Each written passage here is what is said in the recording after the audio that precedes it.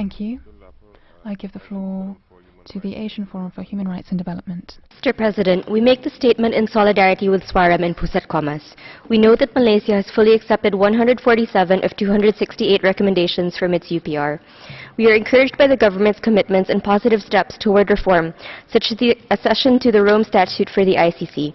However, we call on the government to follow up its commitments with concrete action, including by ratifying the ICCPR and other core international human rights treaties, abolishing the death penalty, and repealing or amending restrictive legislation in line with international human rights standards. In this regard, we are concerned by the government backtracking on the commitment to ratify the ICERD.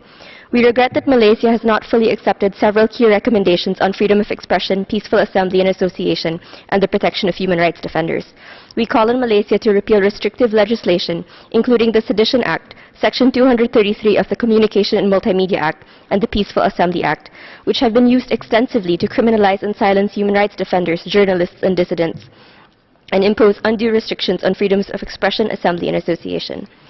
Furthermore, we call on Malaysia to fully implement recommendations to repeal or amend legislation which continue to be misused to arbitrarily detain individuals without trial, including the Security Offences Special Measures Act, the Prevention of Terrorism Act, and the Prevention of Crime Act. We also regret that Malaysia has not accepted recommendations to criminalize marital rape and all forms of FGM, and to decriminalize consensual same-sex sexual activity. We urge the government to accept these recommendations and to end all forms of discrimination based on sexual orientation and gender identity. We note that the government has committed to creating a national mechanism for the implementation, reporting, and follow-up of UPR recommendations. We urge the government to develop a concrete and time-bound action plan in consultation with civil society, the NHRI, and other stakeholders. Thank you.